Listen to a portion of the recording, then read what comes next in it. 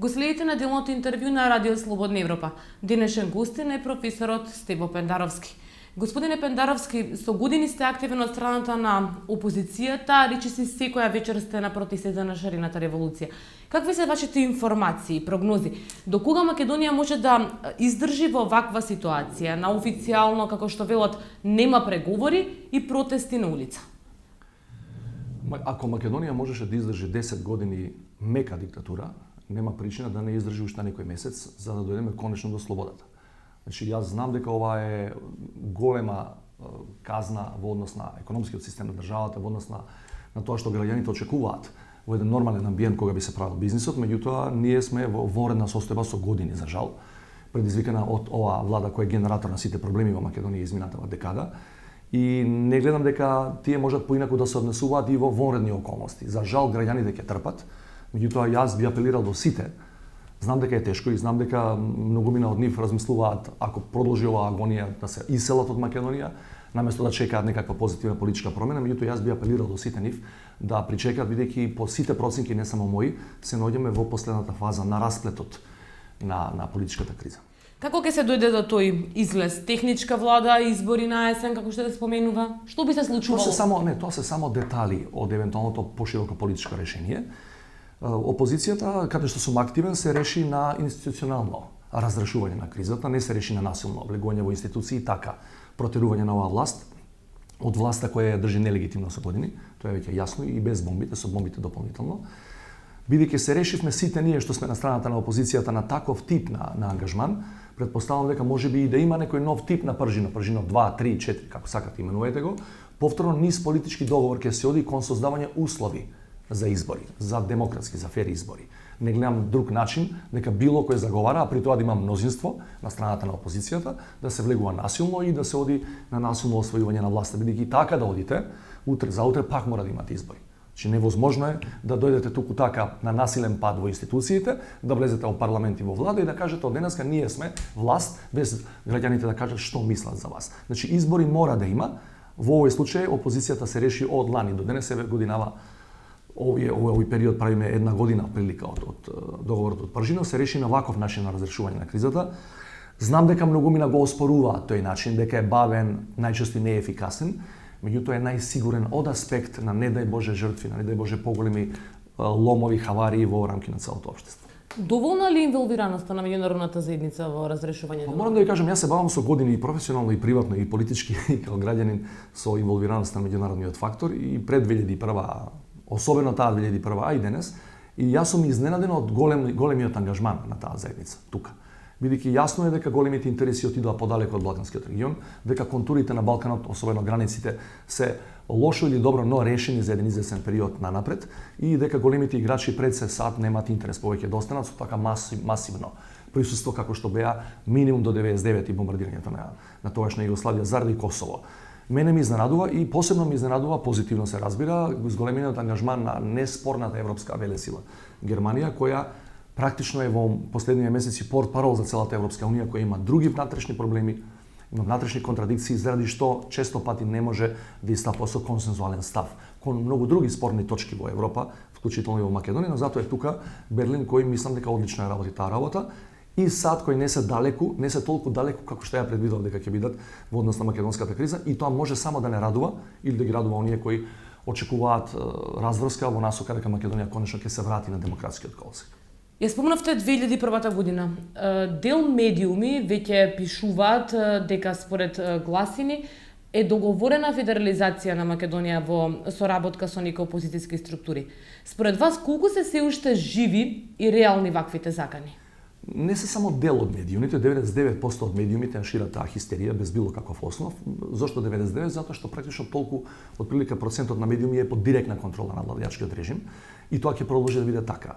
Инаку тоа нема никаква фундираност, ниту во објективните политички програми на актуелните субјекти на страна на етничките албанци во Македонија, зборам за последниве неколку години, особено после рамковниот договор, со сите негови мани при имплементацијата, ниту па тоа може да добие поддршка на меѓународен план, вие да ја соредувате Македонија поинаку од ова што е денес, што подразбира уставни промени, можеби и да не подразбира промени на границите, подразбира сигурна промена на уставот, политичка волја не само кај етничките македонски партии, ви тврдам и кај доминантните субјекти на албанска страна во овој момент нема.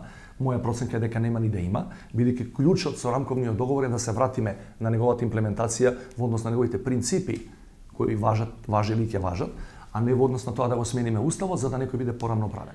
Председателот Иванов неколку пати ја спомена безбедносната ситуација во контекст на бегалско-мигрантската криза. Колку според вас тие се реална закана за безбедноста на земјава? Тоа беше една од овие работи покрај федерализацијата што ја спомнавте и проблемот со името со Грција. Тоа беше уште една од работите која беше насилно натурена на политичката агенда да се дискутира за да се забошатат другите работи кои се случуваат во Македонија, за да не дискутираме за реалните проблеми што ги имаме со демократија и со институциите во една би требало демократска држава да биде, да се занимаваме со тоа. Не можете да имате безбедносен проблем кога најголемите, на пример, контакти или судири со полицијата беа практично надвор од наша територија или се случуваа на ничија земја или на самата граница. Ниту една од балканските земји, ниту една на тој балкански коридор што беше до неодамна актуелен, не беше фундаментално безбедносно загрозена од тие несреќници кои одеа во големи. Тоа беа приказни дека меѓу нив се кријат и илјадници терористи на исламската држава и дека само чекаат момент кога ќе го заплати Балканот и понатаму Европа. Тоа се небулози. Македонија во овој момент клучна безбедносна закана која ја има, со која се соочува, е внатрешниот судир околу вредностите на демократијата. Имате народ на улица кој си ги бара своите права и бара така наречената киднапирана држава да ја вратите во неговите раце кај што и припаѓа, а не да припаѓа на 20, 30 или 5 мина кои одлучуваат и за мојот и за вашиот живот. Бегалците иако почнат повторно да доаѓаат од Сирија, од Ирак, било од каде, преку Турција и не било кој друг начин, нема да бидат закана која може да ја дестабилизира Македонија од поголем обем. Од почетокот на кризава до сега, невообичаено за Руското Министерство за надворешни работи, имаше неколку реакции од официјална Москва поврзани со случувањата во Македонија. Зголемено ли е руското влијание во Македонија генерално? Јас сум го коментирал тоа и порано. Неверојатно е дека Министерството за надворешни работи во Москва имаше 3 соопштенија минимум од почетокот на оваа криза на улиците од минатата година до сега, што не се случило ни во 2001 кога имавме онаков проблем и внатрешен судир подпомогнати од некои центри од надвор. Значи замислете, тогаш нема никаква реакција, сега имаат реакција и нас се ставаат без било каков аргумент во своите раце во групата на така наречените обоени револуции кои се менаџирани од Запад наспроти интересите, не знам, нивни или на некоја друга источна држава. Тоа нема никаква подкрепа во реалноста. Може да прашате кого сакате од овие луѓе што протестираат на улиците, кого са по случаен избор, еден на ниво на исклучок, еден нема да ви каже дека ние ова го правиме или протестираме наводно за некакви права кои ни се одземени, меѓутоа во суштина протестираме зашто ја сакаме повеќе Америка наспроти Русија. Таа дилема воопшто не е присутна таму. Тие луѓе ги бараат изворните своји човечки слободи и права, ништо повеќе, ништо помалку. Ако забележувате, мене ми е сигнификантна реакцијата на владеачката партија. Нивниот митинг минатата година на 18 мај имаше јасни препознатливи символи на руската држава и на првите луѓе на Руската федерација, сегашни први луѓе. Меѓутоа, од кога ги слушнаа реакциите на другава страна, па и на своите граѓани, тие се повлекаа. Во овој момент вие не може да чуете ни еден јасен политички сигнал или јасна политичка изјава која ја преферира Москва наспроти Вашингтон или Берлин. Тие се плашат бидејќи знаат каква ќе биде реакцијата на луѓето. Ако е реално таа дилема, тие би играле на таа дилема. Тие знаат дека тоа не е дилемата меѓу македонските граѓани. И за крај, Европската унија неколку пати неофицијално најави можни санкции за политичари, луѓе блиски до нив, доколку не се излезе од кризата во скоро време и се обструира спроведувањето на Пржинскиот договор. Колку се реални ваквите закани од Европската унија?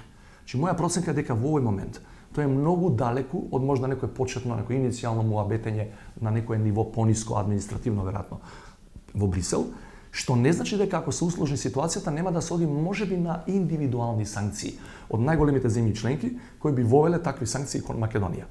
Моја проценка во овој момент е, и ајде да се обидам да бидам и пророк за наредниве неколку месеци нанапред, дека во битните центри на Европската унија, посебно во Берлин, се на мислење дека режимот во Македонија може да биде натеран да постапува барем малку подемократски од ова што до сега правеше и дека нема да има потреба од санкции или дури од единечни, не само од колективни. Во овој момент нивната проценка е дека силата на режимот е значајно ослабена, особено во финансиската сфера, дека неговата сила е ослабена и во, колку да звучи нереално, и во пропагандната сфера, че тоа не е оној монолитен блок до пред само 2-3 години кој ни се чинеше непробимен. Нивната проценка, колку што ја знам, е дека тој блок не може уште долго да издржува, да ја држи цела држава во заложништво, практично 2 милиони луѓе киднапирани, од кои никој не може ништо да направи. Шарената револуција покажа дека тој блок е се само не монолитен и непробоен. Благодарам многу на одвоеното време. Молам. Тоа беше Стево, неделното интервју на Радио Слободна Европа, во кое гостин беше професорот Стево Пендаровски. Доведување до следната недела.